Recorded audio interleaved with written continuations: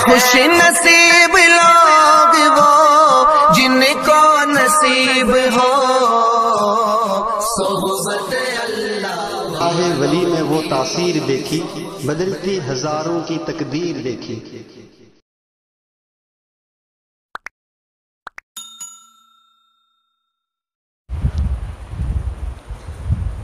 السلام علیکم ورحمۃ اللہ وبرکاتہ۔ الحمد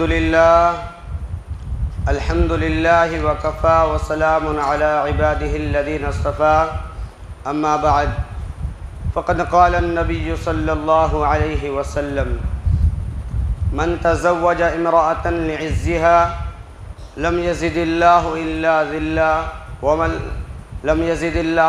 ذلا ومن تزوجها لمالها لم يزد اللہ الا فقرا الى آخرہ او کما قال علیہ الصلاۃ والسلام۔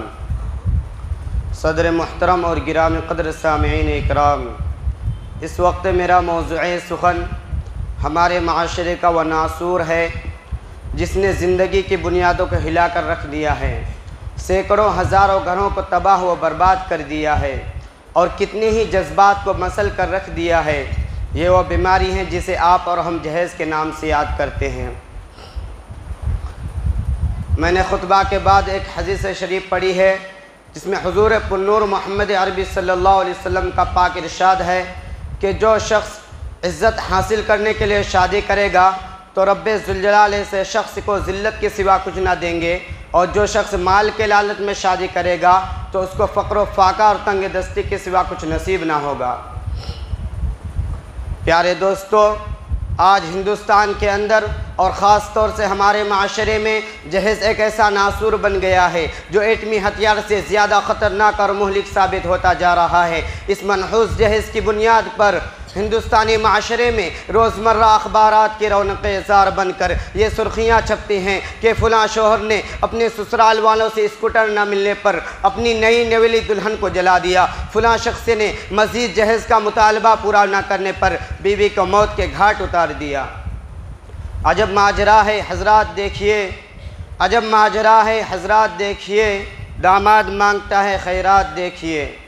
پیارے دوستو، اخبارات کی یہ سرخیاں ابھی غیر قوموں ہی کے بارے میں نظر آتی تھی، مگر افسوس صد افسوس کے رفتہ رفتہ ہمارے اسلامی معاشرے کے اندر بھی یہ وبا پھیل چکی ہے۔ آج اخبارات کے اندر جہیز کے لیے بھیٹ چڑھنے والی کہیں فاطمہ، کہیں رضیہ، کہیں شبنم و فرزانہ اسلامی شریعت کے نام لیواؤں سے یہ کہہ رہی ہے کاش ہماری اسلامی شریعت کتابوں اور وعظوں کے بجائے عمل میں آ جاتی۔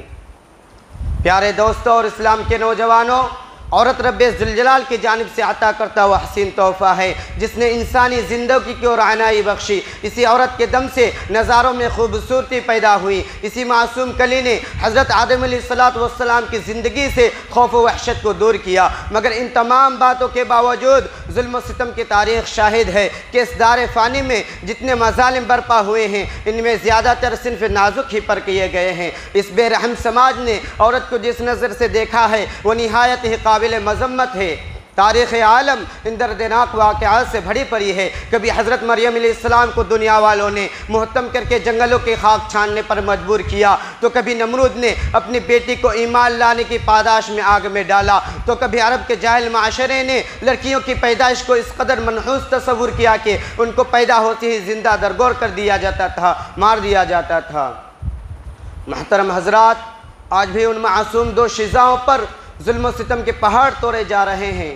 جبر و تشدد کی خاردار جھاڑیاں ان کی راہ میں حائل ہیں۔ آج بھی ان عورتوں کے ارمانوں کا خون کیا جا رہا ہے۔ غریب گھرانے کی بچیوں پر خدا کی زمین اپنی وسعت اور کشادگی کے باوجود تنگ ہو رہی ہے۔ ساری دنیا پر یہ بات روز روشن کی طرح عیاں ہے کہ جس گھر میں لڑکی جوانی کی دہلیز پر قدم رکھتی ہے اسی وقت سے والدین کے نیند حرام ہو جاتے ہیں۔ زندگی کا ہر لمحہ سانپ بن کر ڈسنے لگتا ہے۔ ایک طرف لڑکی کی اٹھتی ہوئی جوانی ہوتی ہے تو دوسری طرف جنسی بھڑی کو اٹھتی ہوئی نگاہیں ہوتی ہے تو تیسری طرف پڑوسی کی چہمی گوئیاں ہوتی ہیں۔ والدین اس گلاب کے پھول کو سجانے کے لیے جب کسی لڑکے کی تلاش کرتے ہیں تو جہیز کے مطالبات ان کے ارادوں کو وہی مسمار کر دیتے ہیں، ختم کر دیتے ہیں۔ ارے جہیز کے ٹھیکیداروں، کان کھول کر سن لو، ذرا دیکھو تو سید الانبیاء تاجدار بطحہ احمد مجتبیٰ محمد مصطفیٰ صلی اللہ علیہ وسلم کی پیاری اور لاڈلی بیٹی حضرت فاطمہ رضی اللہ تعالی عنہا کا عقد مسنونہ کس انداز سے ہوتا ہے کہ جس میں پر جو چادر ہیں اس میں 16 پیوندے لگے ہوئے ہیں، اور بنت رسول ہونے کے باوجود پیادہ پاشیر خدا حیدر کرہ رضی اللہ تعالی عنہ کے گھر کی جانب روانہ ہو رہی ہے، اور جہیز میں ایک بستر، ایک تکیہ، ایک چکی، 2 مٹکے پر مشتمل مختصر سامان علی مرتضیٰ کو پیش کیا جا رہا ہے۔ آج ہم اور آپ یہ کہتے ہیں کہ ہمارا بیٹا ڈاکٹر ہے، ہمارا بیٹا انجینئر ہے، ہمارا بیٹا پائلٹ ہے، ہمارا بیٹا گریجویٹ ہے، ہمارا بیٹا سعودی عرب میں رہتا ہے، اس لیے جہیز میں جہاز چاہیے۔ ارے اولاد پیدا کر کے جہیز کی تمنا کرنے والوں، کان کھول کر سن لو، اگر تمہارا بیٹا ڈاکٹر ہے تو حضرت علی امیر المؤمنین تھے، اگر تمہارا بیٹا انجینئر ہے تو حضرت علی مجاہد تھے، اگر تمہارا بیٹا ٹیلی فون آپریٹر ہے تو حضرت علی فاتح خیبر تھے، اگر تمہارا بیٹا گریجویٹ ہے تو حضرت علی اسد اللہ تھے، اگر تمہارا بیٹا پیکر سیاست ہے تو حضرت علی پیکر ولایت تھے۔ حضرات، آئیے ہم سب مل کر اس بات کا عہد کریں کہ اس جہیز جیسی ملعون رسم کو مٹا کر دم لیں گے، یہ سنگ گرا جو حائل ہے رستے سے ہٹا کر دم لیں گے، ہم پھول بھی ہیں تلوار بھی ہیں، باطل کو مٹا کر دم لیں گے، وما علینا الا البلاغ۔